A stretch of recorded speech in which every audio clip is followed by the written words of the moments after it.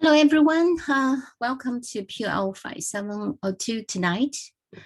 Before we have the second round of the, lecturing, so I would like to wait a few more minutes because some more students are coming on roll, like 3 to 4 minutes.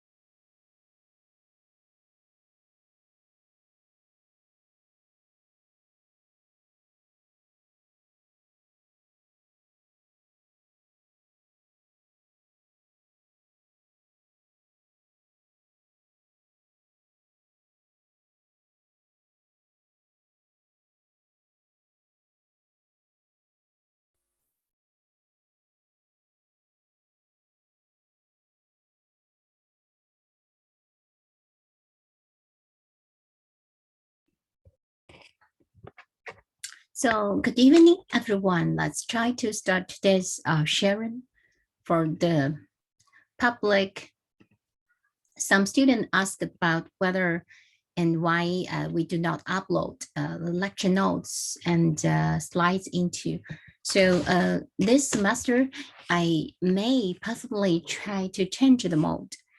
We may firstly submit the PPT slides while in the meantime, after the lecture.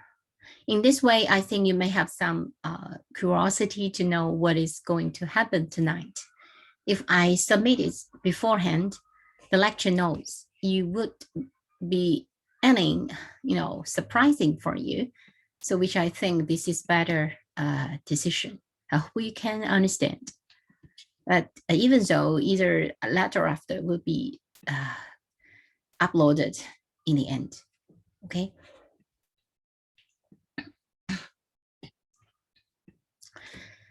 Today, we are going to share with you about the public housing finance by talking about the state intervention in housing.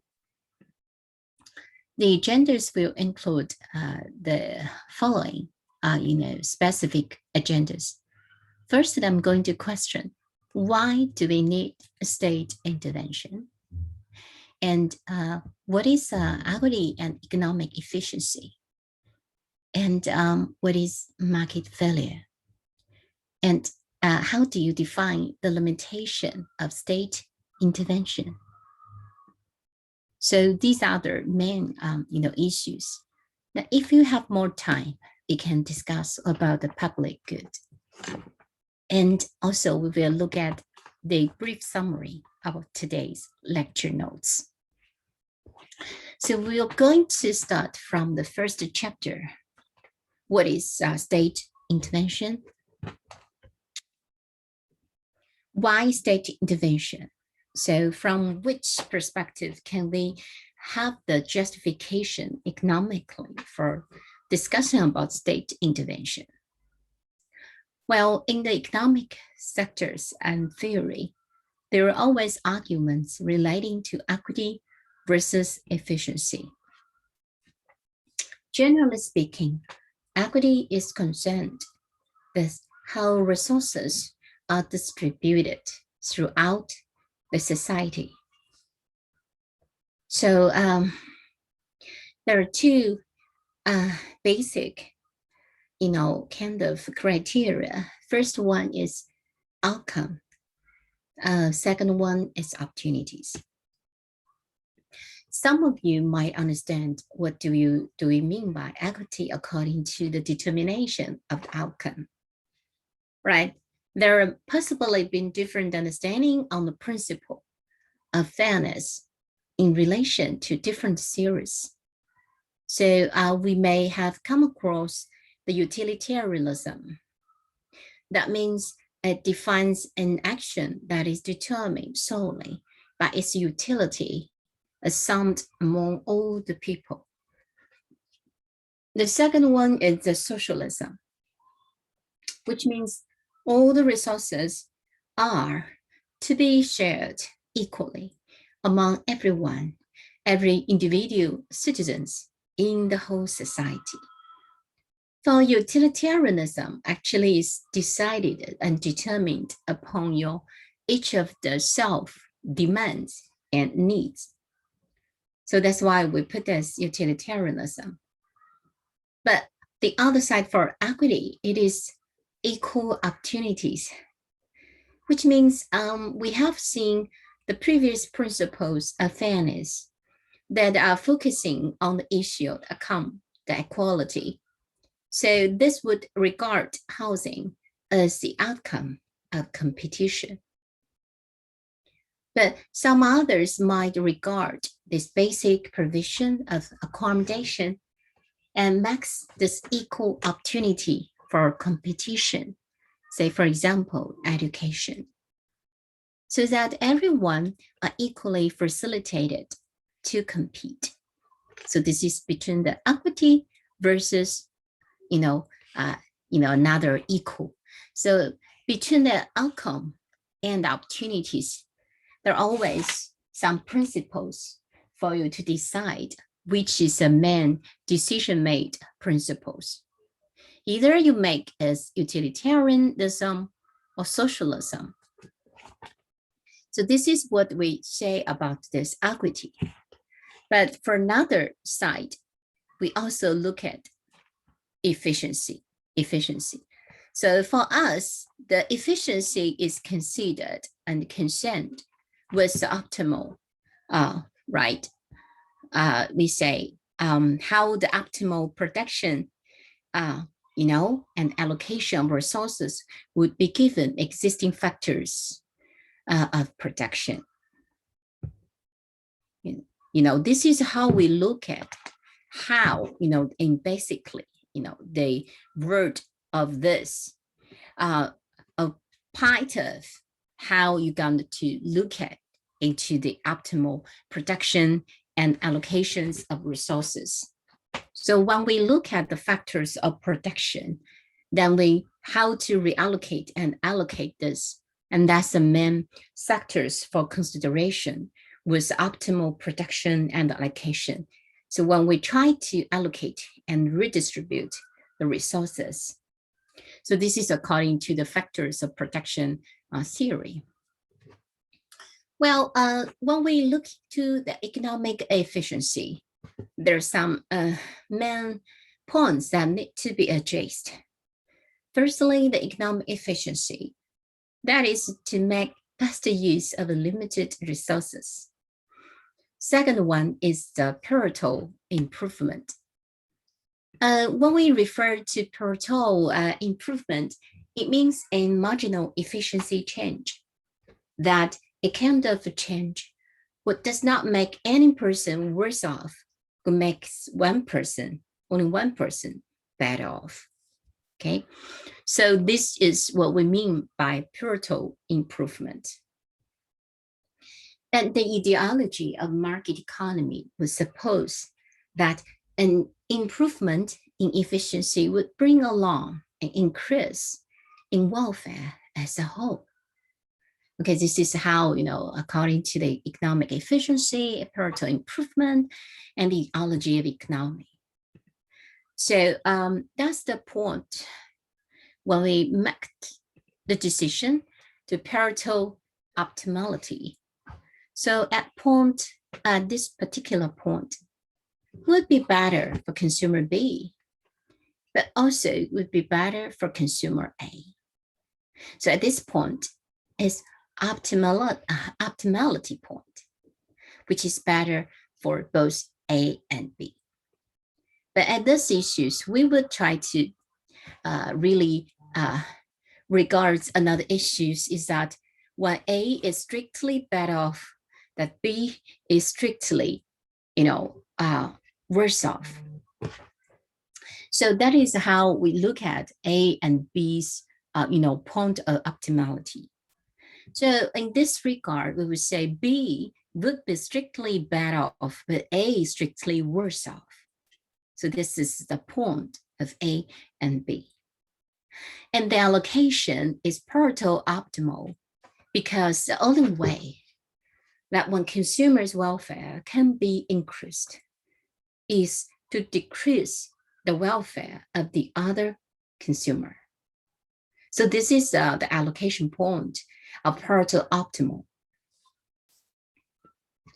Well, for these issues, we have to raise the point for Wilfredo Pareto. Pareto actually is classically being considered as a first opinion leader who really makes sure that and proposed his idea of Pareto improvement, that any change to the economy will leave everyone at least as well off.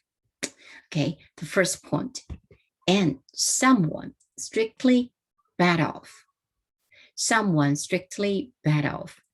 And here is an example to try to help you comprehend what is happening for Pareto improvement. Now we can propose the kind of example here. Suppose your car is worth 3,000 to you, but 4,000 to me. So I buy it for 3,500. So this kind of outcome is considered as Pareto superior to another. And the Pareto dominance set. So if the second is a Pareto improvement over the first, so that is outcomes, we say the Pareto superior. Suppose we take the bus to campus from where I live is free, and driving is more convenient, but it would cost me $1 as the gas, okay, the car's gas price. So driving would possibly impose costs on the other people. So suppose we would say there will be much more traffic and less parking and more pollution, environmental pollution. So this is driving practices. And suppose when I drive to work, it will make 1,000 other people worse off because they would buy 0.01 each for getting this, driving. So by driving to work, I create $11 as the total transportation and the total cost. So between either I drive private driving to work or I take the bus to the campus. So it is considered more efficient for me to drive to work if the benefit I get is more than $11. So this is a decision. According to utilitarian theory, we have mentioned just now in previous slides. And if the benefit is less than $11, it will be inefficient for me to drive. So this is how that would make up the decisions. So the question is it efficient for me to drive to work instead of taking the bus? Well, here we could define the economic efficiency that could be achieved that every possible Pareto improvement is exploited. So according to the perfect market rules, that the perfect competitive market rules tend to be economically efficient, and in well-functioning market economics tend to lie closely to the economically efficient end of the spectrum.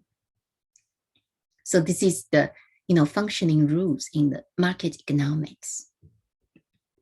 Well, so when we define what is economic efficiency, we may have such kind of understanding and questions.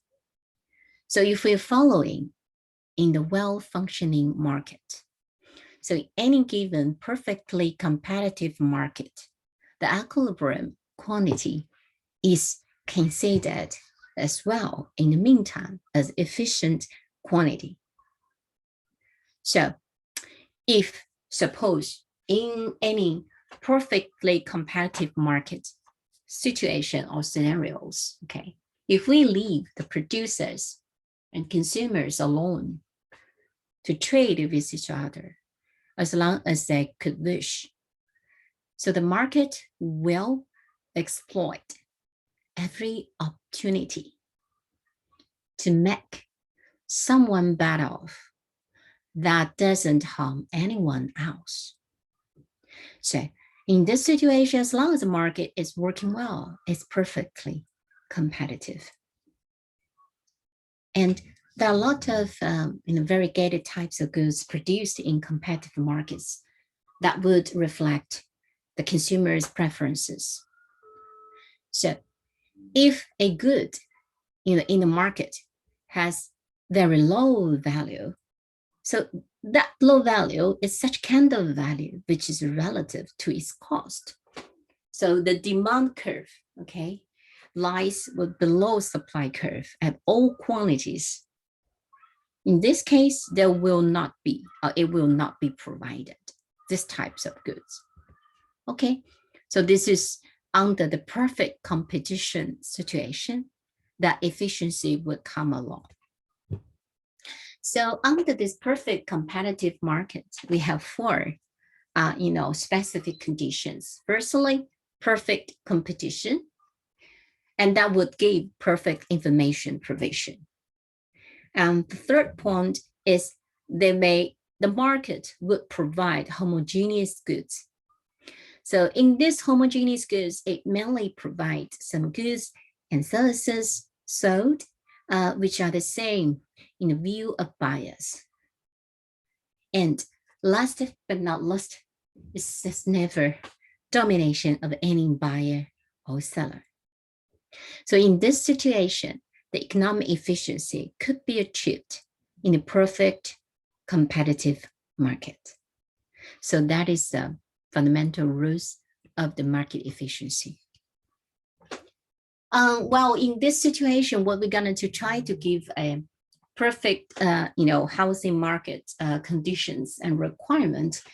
It means, firstly, the competition between the housing suppliers would require this. Secondly, we have to provide the complete and the symmetric information which both parties need to have the same information among the real estate agents. And the markets that fully will price this kind of next of externalities into the pricing of the housing related goods and services. So that could make this perfect housing market existence. Okay, so we have to secure this. And the first condition is there's no domination of any home buyer or seller. And there's no misaligned markets like non-provision of public goods under the provision of merit goods. So there's always an equitable final distribution of scarce land resources. So this is equitable final distribution in terms of land resources. So this is first chapter when we're talking about the perfect market and equity and efficiency, and also the chapter of perfect housing provision market. The second chapter is market failure. If you still remember, we mentioned where market fail, government intervene, because taking housing as example, in Hong Kong's total housing market, they're both public housing and private housing. If you are a millionaire, a very rich class, we say the above middle class at least in Hong Kong, you can afford to buy your housing by within and under and determined by the market rules. The market value will decide what is your housing price. But for the Hong Kong government, for those lower income housing population, like I don't know how many of you who used to live and grown up in the public housing estate. I used to teach some students that grown up from public housing estates. So for me, I think according to my understanding, this group of students, they could not buy, their family, in particular their parents, who work as a very lowly paid salary, they could never afford to buy or even rent a private housing. So in that situation, housing market fail in terms of public housing, private housing for this group of people. So that's why when we say when market fail, government as the tax, we as individuals like me, I pay tax to Hong Kong government, need to show that, the Hong Kong government should stand up saying when market fail, well, it's my turn to look at how the public housing resources could be redistributed and secured and help the poor to get their sufficient housing resources.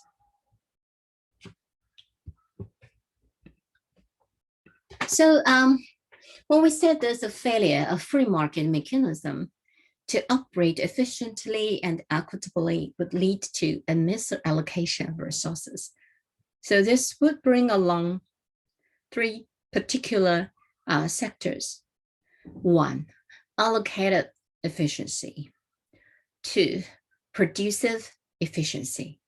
3, the loss of economic and social welfare. So as we start from the chapter 1, that the economic outcomes have 2 dual roles, efficiency, equity, okay? So when we say in the public housing, right, the failure of free market mechanism would operate efficiently and equitably, that may lead to this misallocation of public resources in 3 sectors. And in that situation, that we could possibly try to generate 3 different externalities. 1, monopoly. 2 is externalities. And that externalities include negative and positive externalities. 3 is the existence of public goods. So these are the 3, particular laws of market. So the sources failure, when we try to put them into the particular sectors of introduction, that is like this. A monopoly is considered as market structure in which there is a single supplier of a product. So that is a monopoly. But can I invite some students to try to share with me, like, what do you think of this kind of, we say, a monopoly? What kind of examples can you share with us? So I can nominate some students' name and see if you have any questions or even examples for monopoly. So I try to announce your name. Guo Yi, you're there. Can you open your voice? What do you think? What is monopoly? Guo Yi. Guo Ni, sorry, Guo Ni. Hello?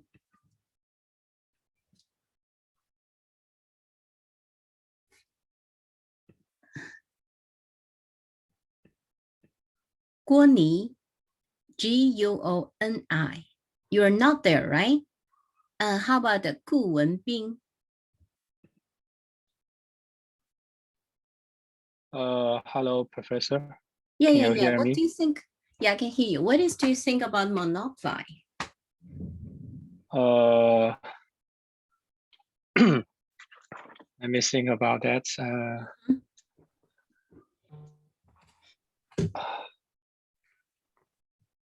I think monopolize it means like in some certain industries or such monopolies make the industry more efficient. For example, like in the railroad construction, national electricity, too much competition can only make the industry less efficient and lead to market failure. So I think there is sometimes a need for government intervention and policy, but only if the market mechanism is allowed to work better and the economy is allowed to operate in the most efficient way. I mean, can you give us an example of monopoly company?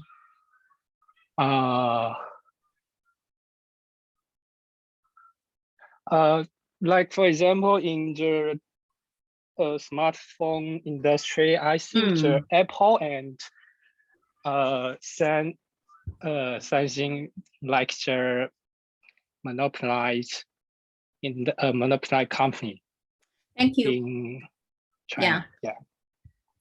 Thank you. That's a particular example, but not exactly the things we try to in this slides, as we said here, And you can easily find my examples like it is mainly considered as a kind of market structure first.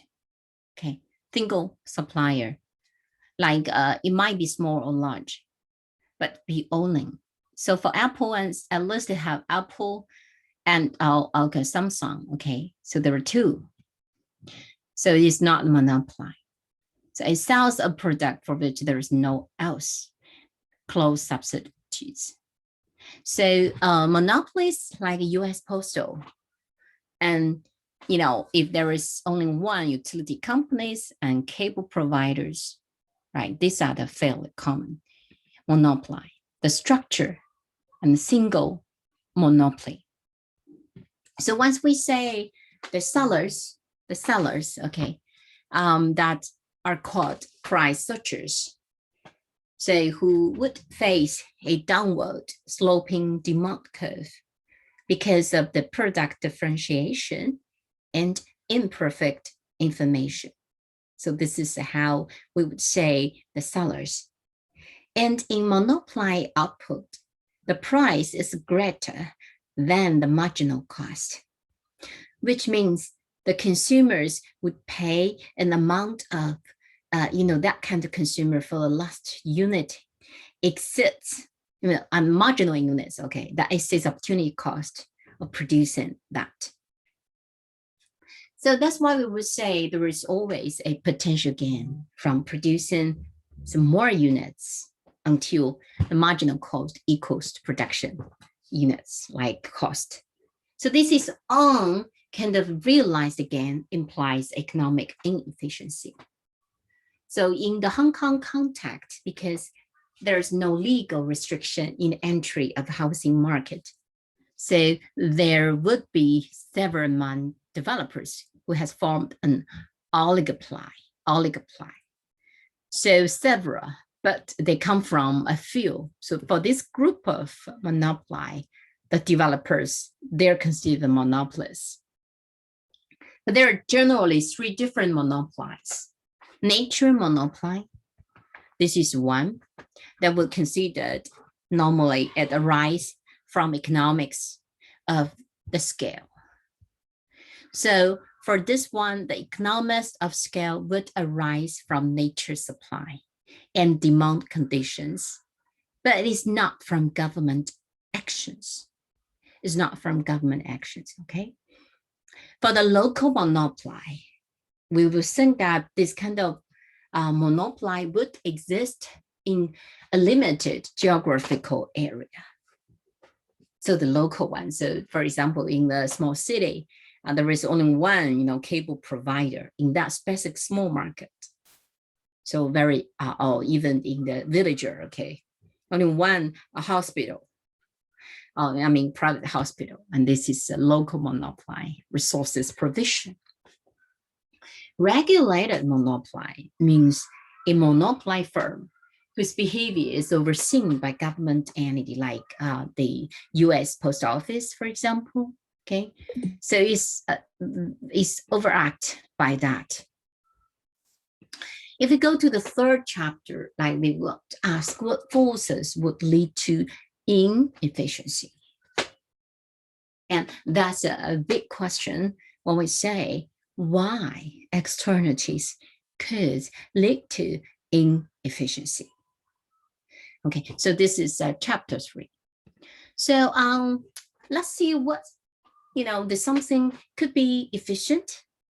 So if we compare gains to everyone in society, like to name as the total social benefit, and that versus to the cost to everyone, that we name as the total social cost. So we come back to the original examples I used before. So me driving to work. Suppose the total social cost equals to $1 is the case, plus 1,000 multiplied to 0.01, price of dollars, that would be $11. So that is the total social cost. And the total social benefit for me taking the bus to, school, or rather than to private car driving. So the social benefit in total would be whatever I gain by driving to work.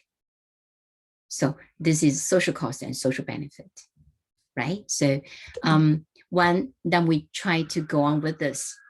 Well, because if we make up a decision or a judgment that it is efficient for me, okay, to drive to campus, whenever the value I get from driving is more than $11, so that is efficient decision for me, okay?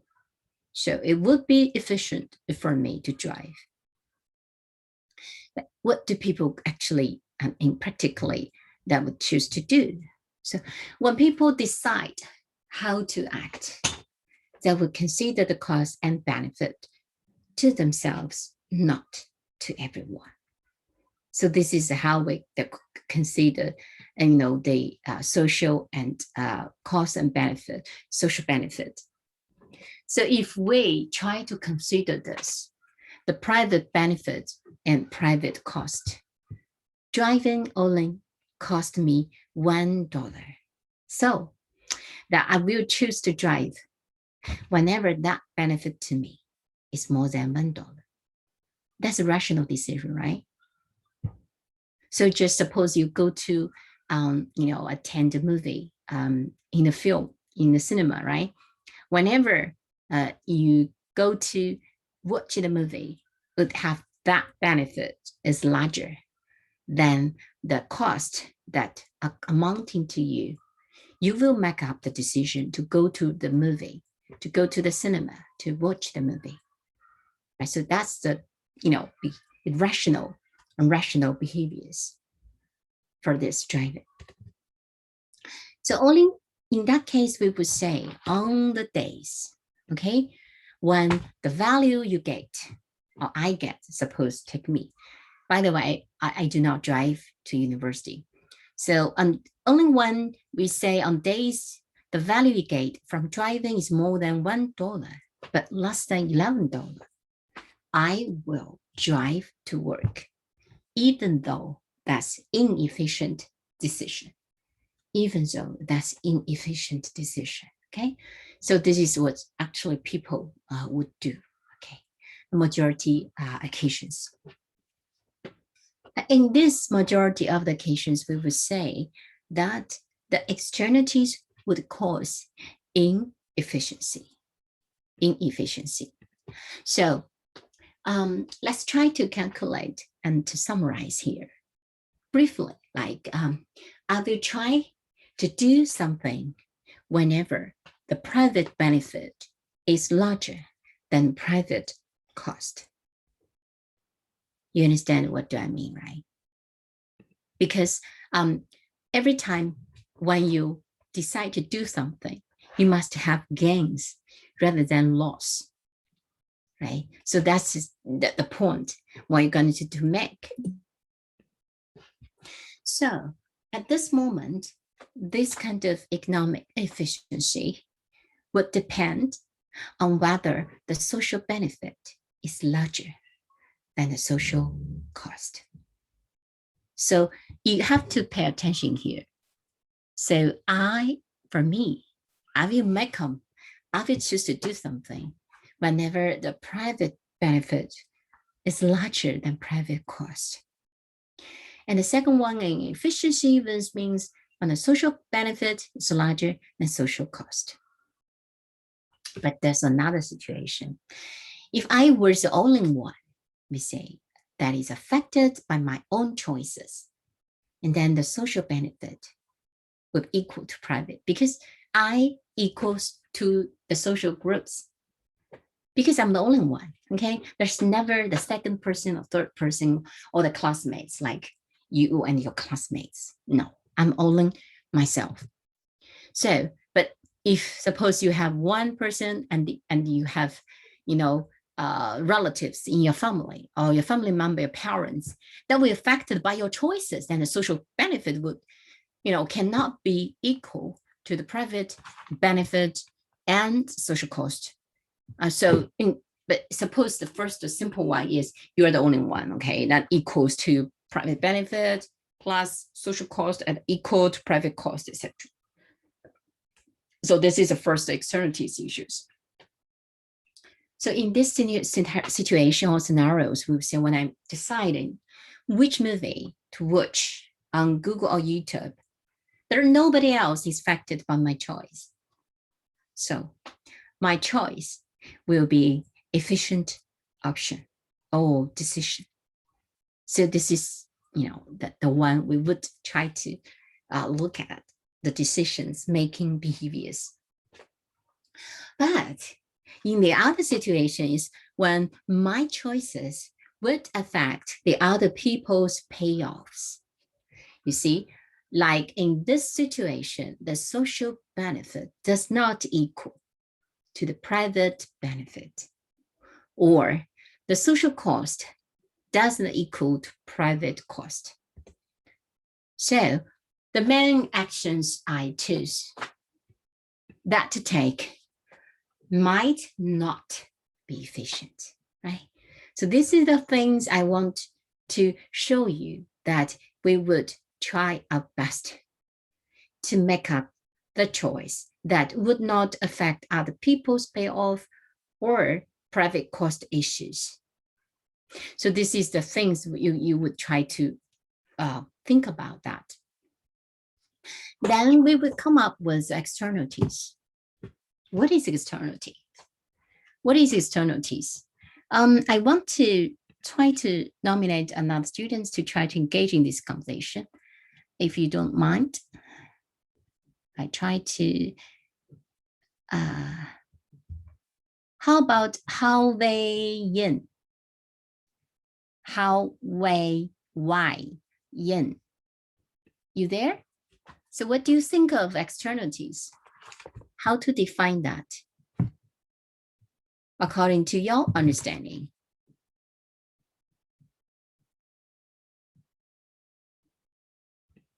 How they yin? Are you there? Might not. Then maybe ask another students like Chen Ka Wei. Are you there? Ka Wei Chan. Yes, I'm here. Oh yeah, Ka Wei. So what do you think of any examples for externalities according to your understanding about that? I think practically, externality is you do something that will bring positive stuff to other people. For example, you do something good, then other people will be happy. That is the positive externality. Okay. So any other examples that you can share with us?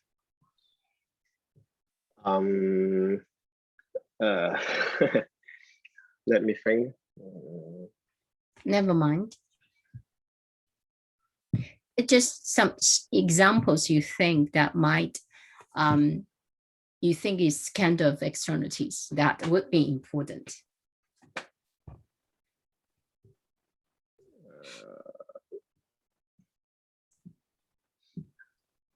As you have a good definition about the externalities, but examples, okay.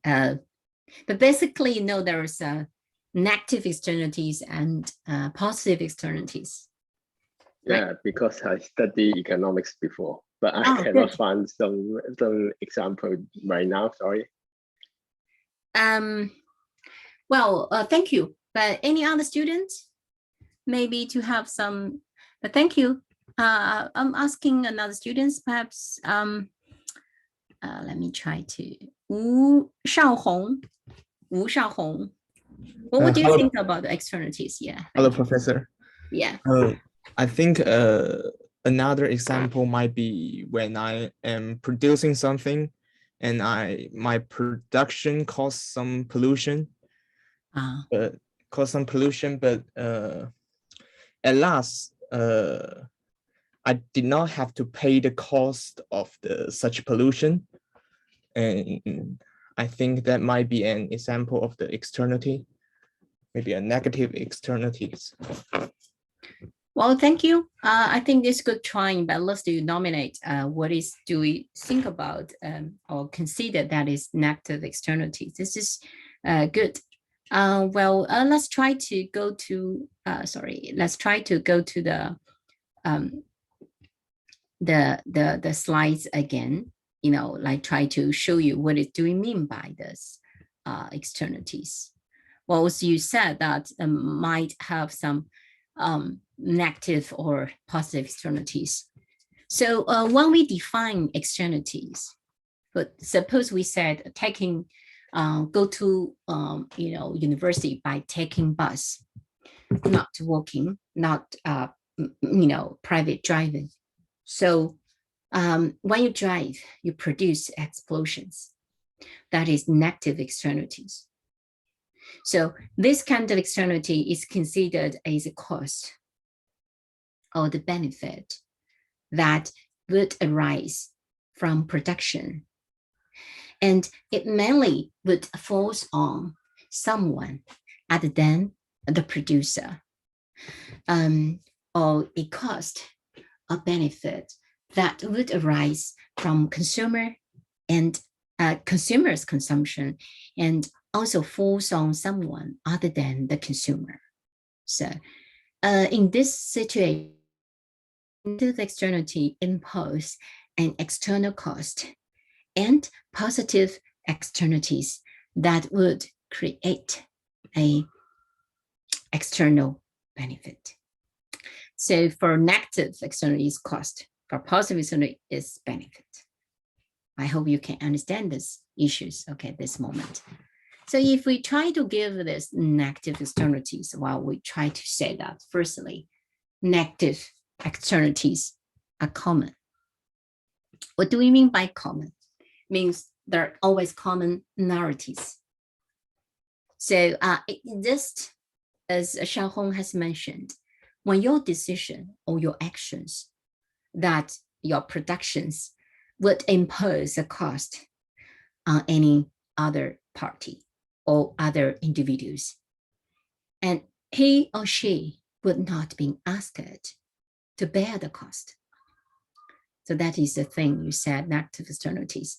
They wouldn't pay, no need to pay, because it's like if you pollute the water and the neighbor would also have to drink that polluted water without paying any kind of for fees or kind of 4G cost for that. Like the haze pollution of the air in Beijing, right? Blue sky over Beijing, etc., etc. So this is the negative externalities.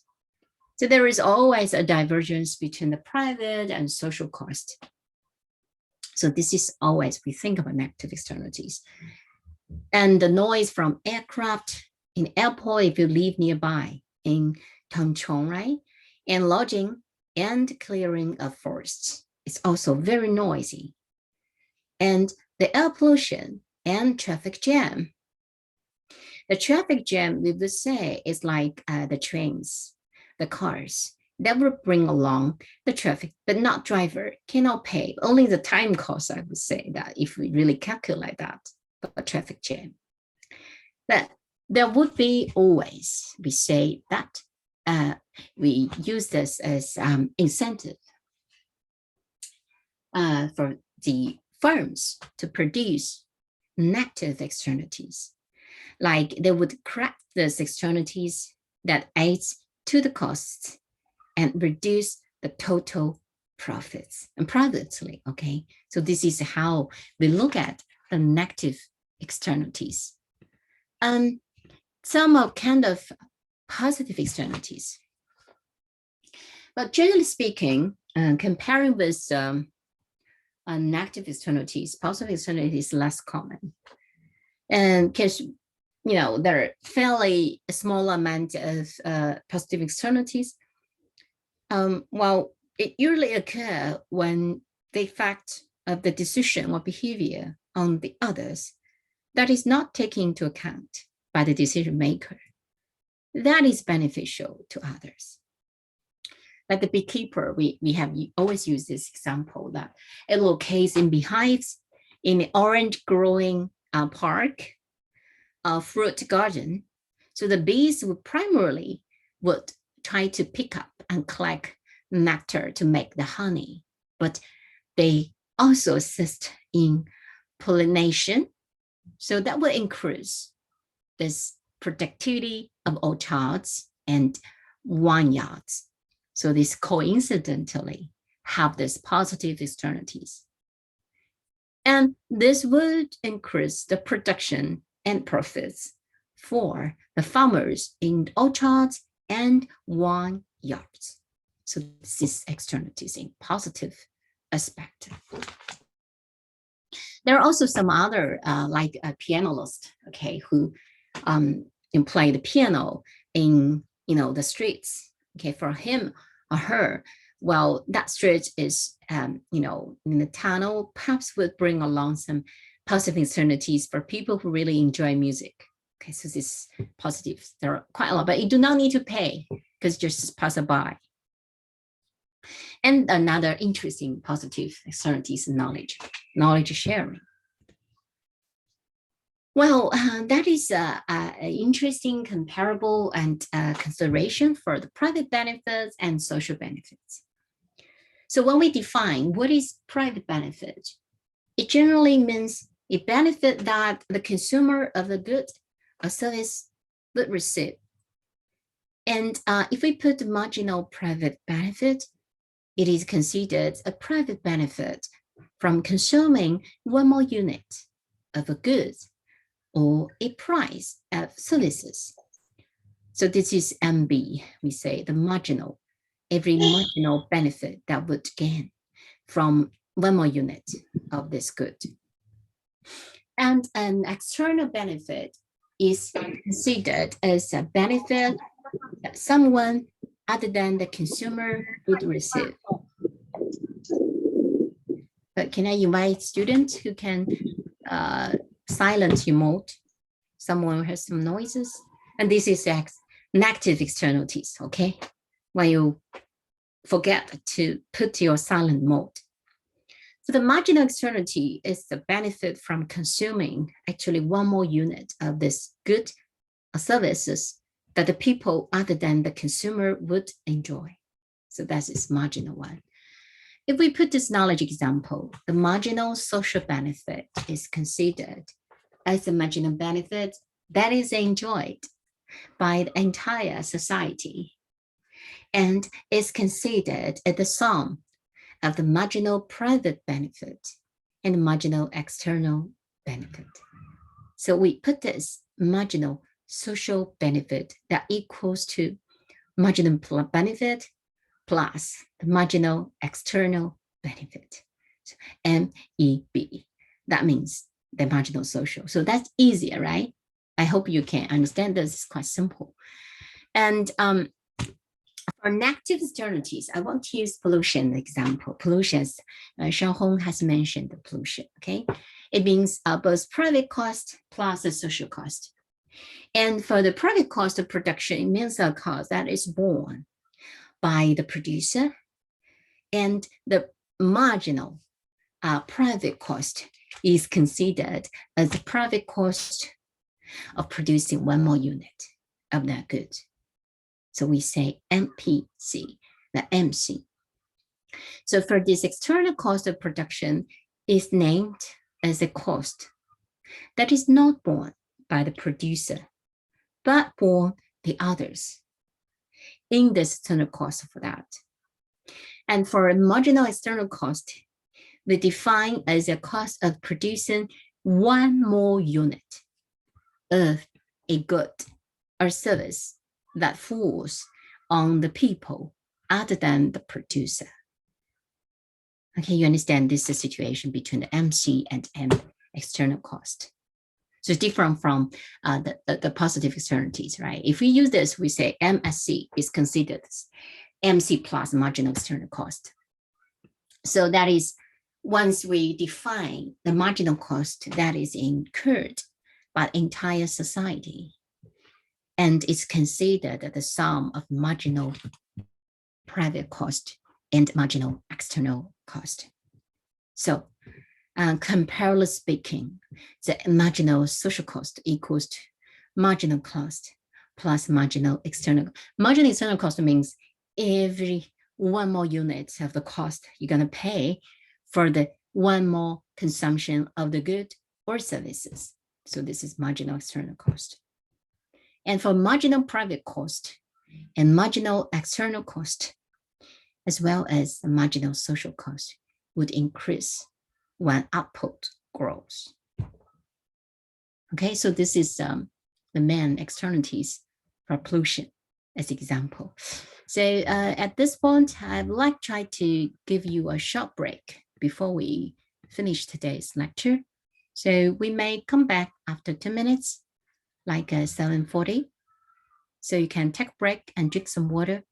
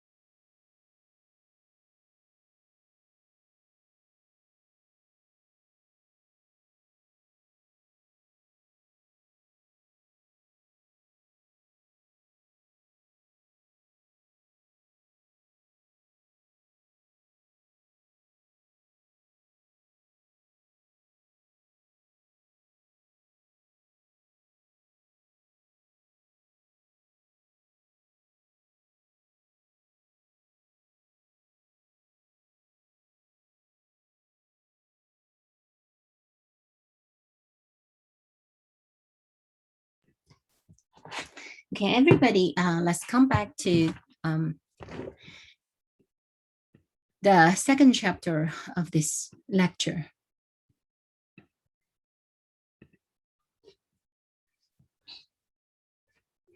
So following by the externalities according to the last chapter of this, I would like to try to continue the second. I just read the notes of some students, give some examples, which is very good for talking about British monopoly. I'm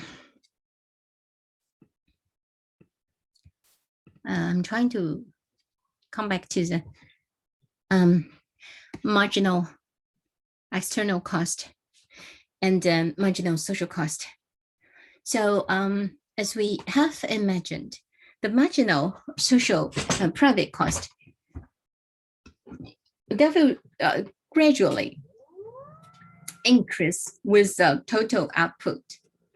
So this is what we say as MSC equals to MC plus marginal external cost, etc. And for the, if some of you have met such kind of curves, so external cost, suppose this is marginal cost, okay? And this is marginal social cost.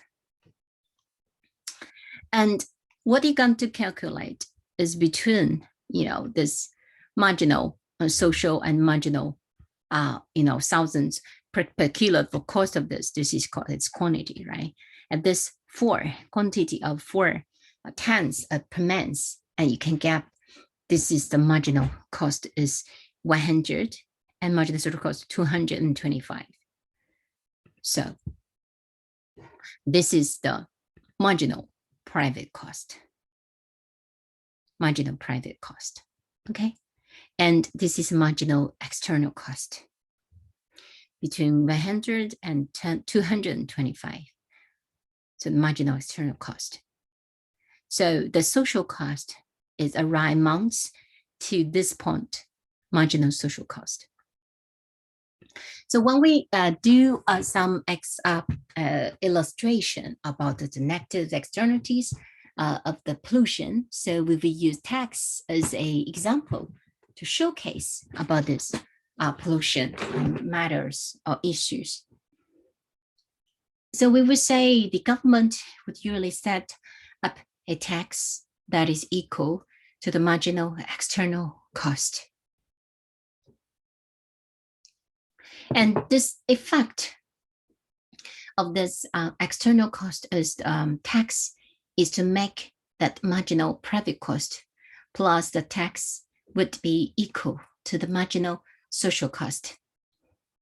So just like this is the tax, right? External as a cost, the private. Marginal social cost will try to incorporate these two parts. So that is why we try to impose environmental tax. So this kind of tax is designed by Pagel, and it's called Pagelian tax in honor of the British economist Arthur Cecil Pagel, who firstly proposed dealing with externalities in his fashion of society and period of time. So let's try to give you a classic example of the tragedy of the commons. In 1968, Harding, this is a famous economist, he nominated the tragedy of the commons.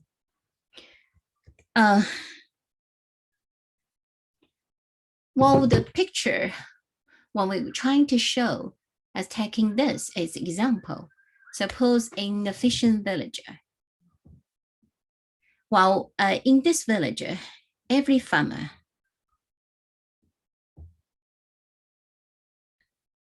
so when you try to think about this storyline, in this fishing village, suppose there's a tragedy of the commons, to say a small fishing villager on the end of the lake, in this beside the sea. Every villagers beside this, lake that would try to try the best to get one more piece of fish. Okay, so everybody want to exhaust it and exploited this lake resources by having, more fishes. But the more fish they catch, the fewer fish are left in the lake. Right, the story is quite clear-cut, right? So you understand, right, that the fish resources are scarce, but everybody, due to utilitarian and greedy and demands and needs, they want to get one more piece of fish, one more fish, okay, just one more. So the harder it is for everyone else in the villager, once you catch, the others could not catch. There's never substitution, right? So my fishing behavior would impose a kind of externality on everyone else. So my fishing behavior would definitely impose such kind of externality cost. If everyone in the villages end up fishing one more piece of fishes than the efficient amount, and that you would get that, everybody in the villages end up with that fish. So what are we going to say here is, suppose the fisherman would impose a negative externality on the other fishermen in the villages. Suppose, okay? So each individual would ignore such kind of externalities when they decide how much to fish.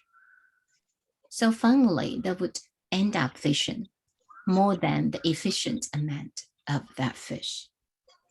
But some matter what happens with the other communal resources, like, please mute yourself, please. Like in the, we say, in the big, we say, lot of garden, everyone won't get pick one more flower from the garden. Everybody end up with no flowers at all, right? The same thing, this is common trinity, the common trinity, right? Like cattle grazing, whaling, overhunting, oyster beds, etc. These are all famous illustrations and examples for the negative externalities cases. So Aristotle has mentioned that which is common to the greatest number has the least care bestowed upon it. So Alan Ostrom is this economist who shared 2009 Nobel Prize studies how different societies would solve such kind of common tragedies. And they would say that positive externalities work the positive way. So when we have these externalities and these activities that would create positive externalities that are naturally done less than the efficient amount, and that's the positive externalities. So I won't give the conclusion for these common tragedies that externalities can lead to inefficiency. Well, I want you to have this question. Why do we come up with this conclusion? Why externalities would lead to inefficiency? Very good question, right? Well, the market failure in the housing market, because we used general rules in the general market. And now it's housing market failure.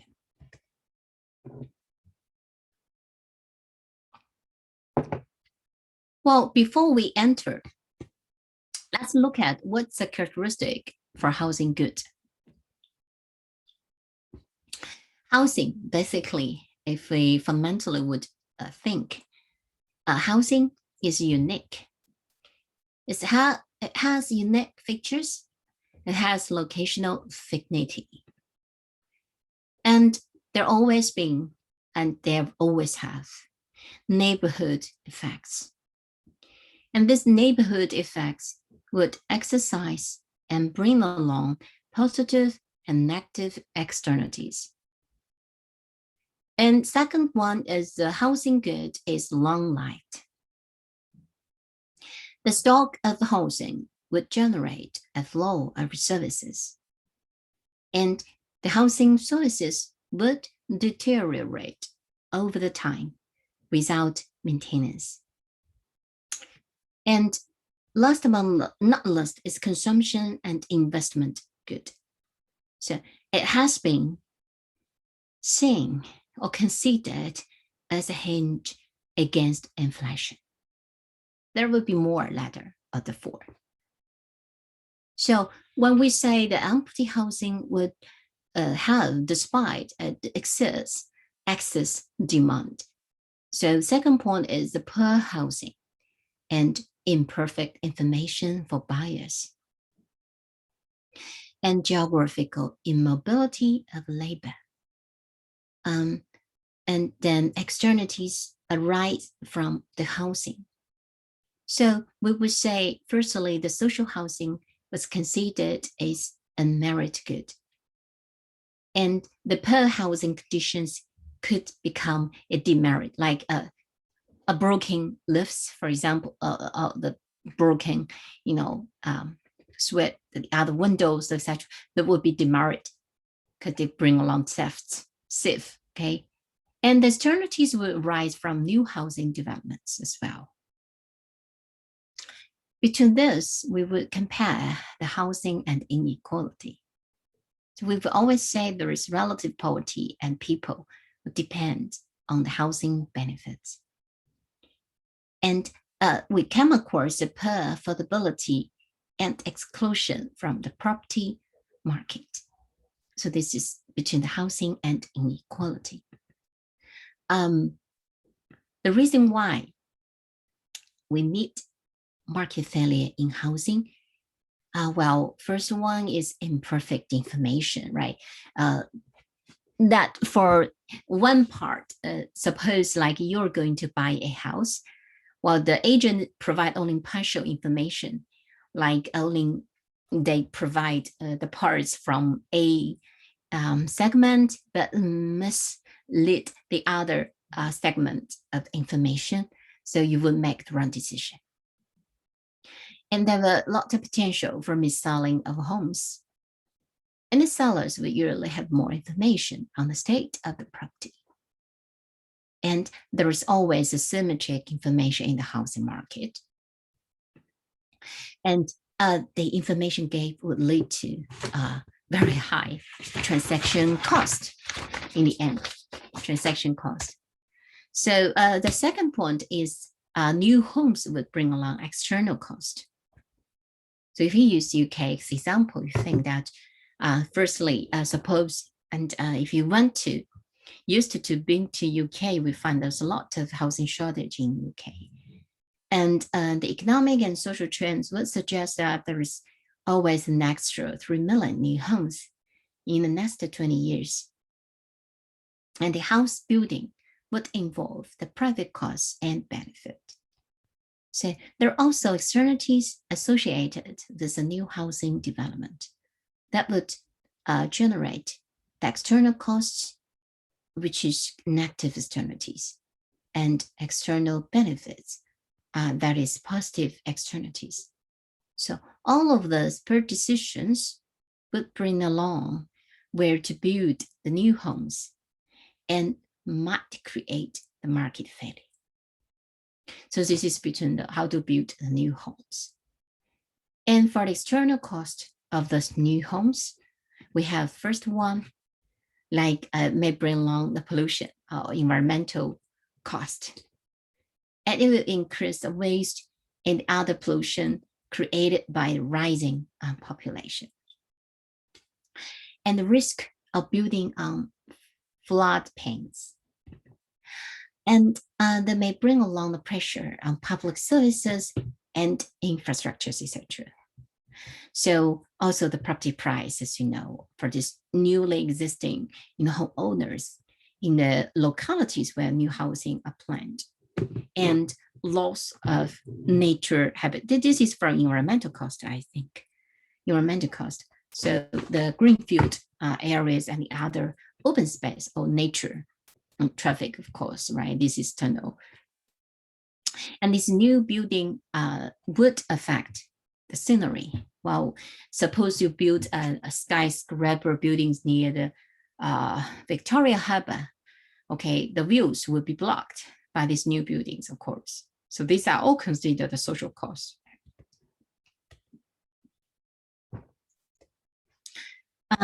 Another is the external benefit of new housing.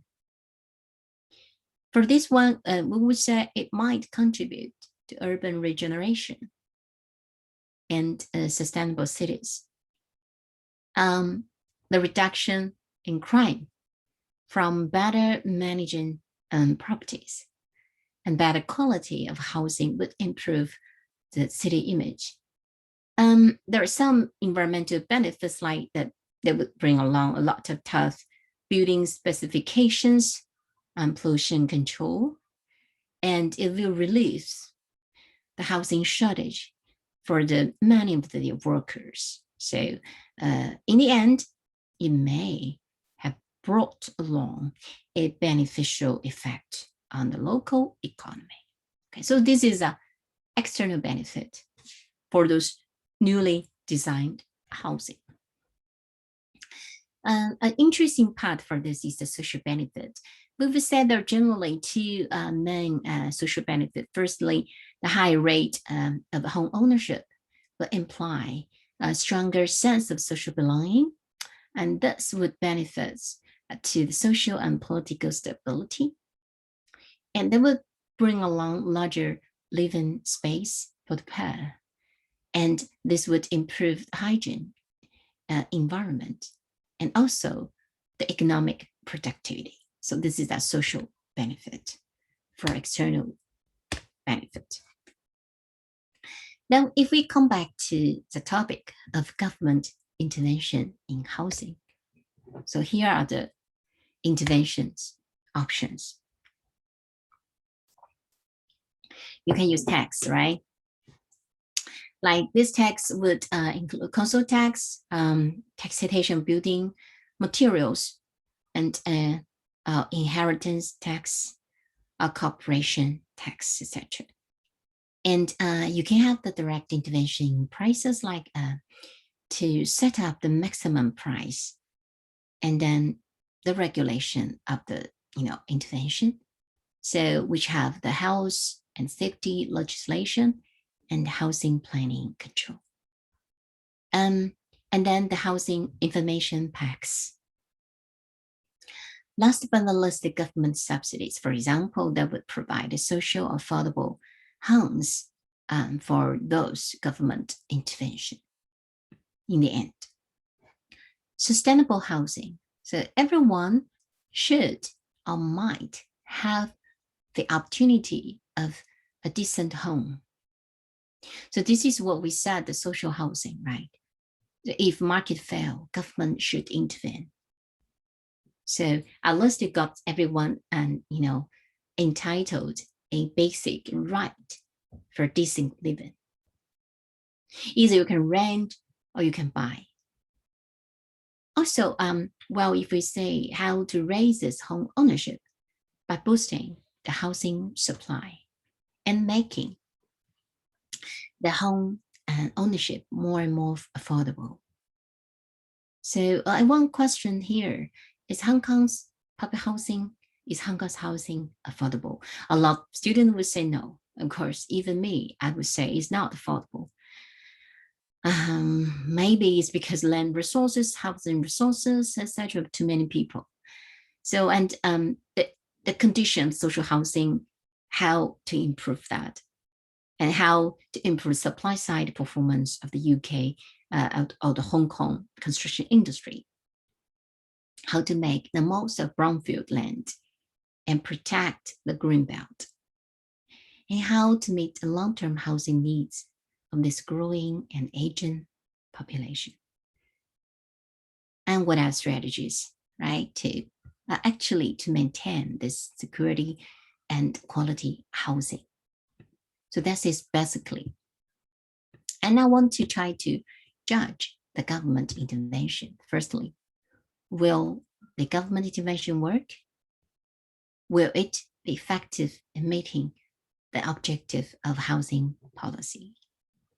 What consumptions or assumptions is a policy being based? And why is intervention being proposed? What are the alternatives to this particular policy? Right, 1, 2, 3, 4. And last on my list is, are there any negative consequences that would arise from particular policy being introduced? So based upon that, we have to think about the limitations here of this government intervention.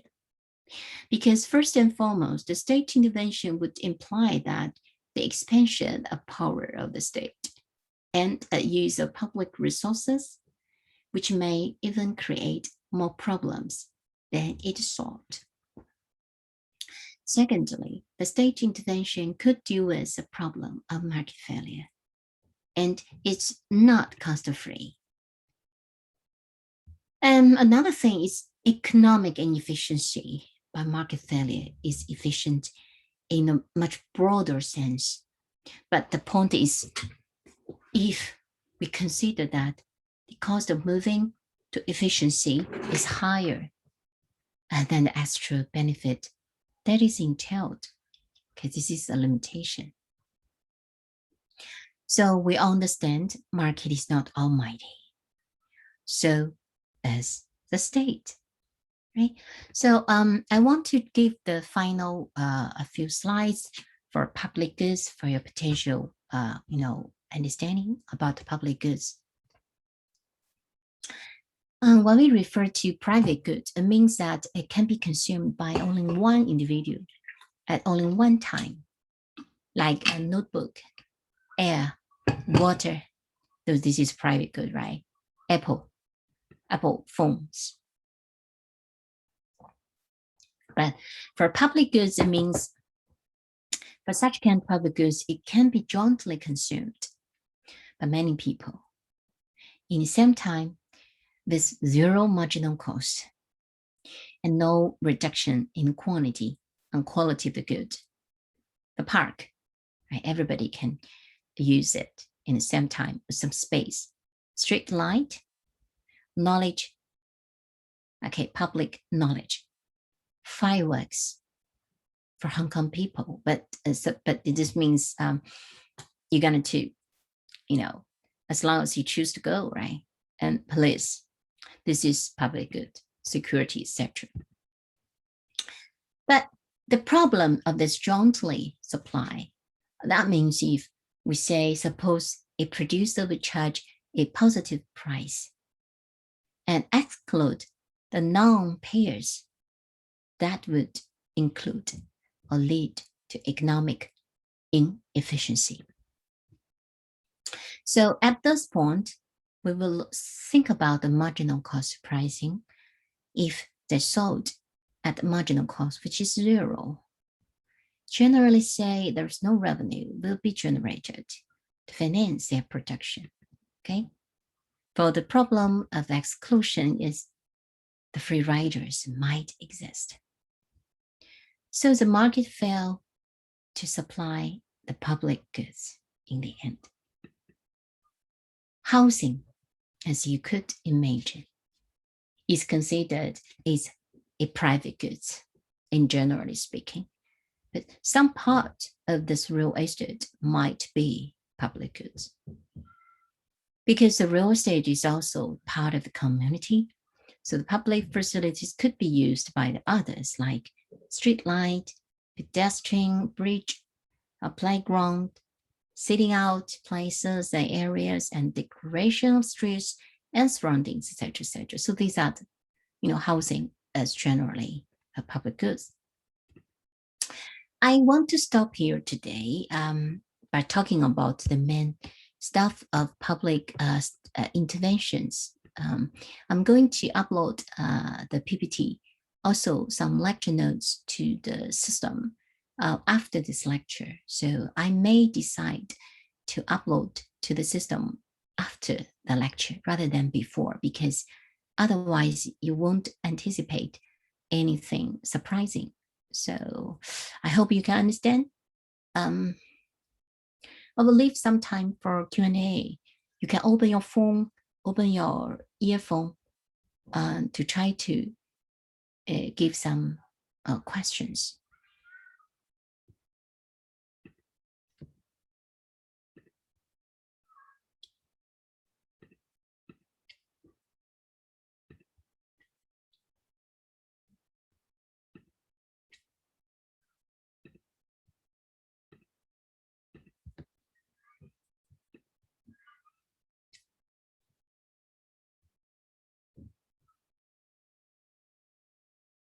Oh, last time a group of students asked me about the global housing finance system. I think the structure is mainly is good. So I did not reply you by email. So I want to answer you here. So your structure looks good, but I do not know the details. The logic, the rationale are all good to me, but I'm not quite sure the details. So in the next week, starting from week 4, we're going to have I think that would be perhaps week 4, that is in February the 10th, right? We will have the first tutorial. So if the COVID-19 is still very serious, we will change the tutorial, keep it as online, because Omicron, cases is increasing by every 100 each time. So I'm worrying about your health and I really care about your, so we have to take care of ourselves during this very special period of time. So in that case, let's see, perhaps in week 4 after the New Year's. For this kind of solutions. Others, when students ask questions, are there any good solutions for solving public housing in Hong Kong? Thanks for your asking. Because public housing in Hong Kong is considered as one of the most world difficulty problems, because people are waiting on the line to take turns to join the public housing. So that's why government used 2 ways subsidies. One is to build up those in-kind housing directly. The other would be the build up, they pay the cash vouchers. So for European countries, for example, the European country, they would provide the cash. But Hong Kong, we do a lot for the in-kind. I think so far for Hong Kong people, a better way is try to open more space for public housing, to exercise public good services, to open the doors for more lower income population to be safely accommodated. So that's my point. But this may lead to the market failure or inefficiency with too much state intervention. So in that case, the state intervention should be limited within a degree. Right, you understand? So that's my answer. Thank you for your questions.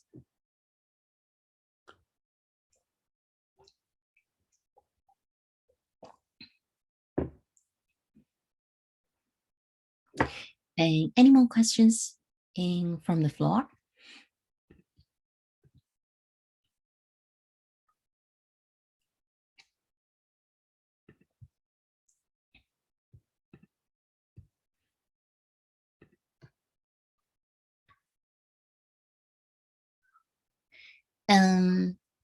I think you might have more concerns or questions afterwards. You can reserve to the tutorial session when I lead you the conversations. So both me and, good evening. Shall we record the video record today and previous lectures on Canvas? Oh, yes, you can. this on Canvas, I just click the button that will come out for you to see and watch. So I will do this right away after finish today's lecture. Okay, thank you for your reminders. So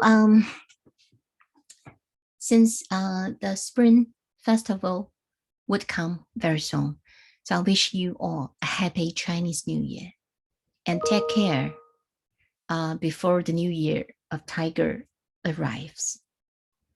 See you and best wishes. Bye-bye. Happy Chinese New Year. Bye-bye.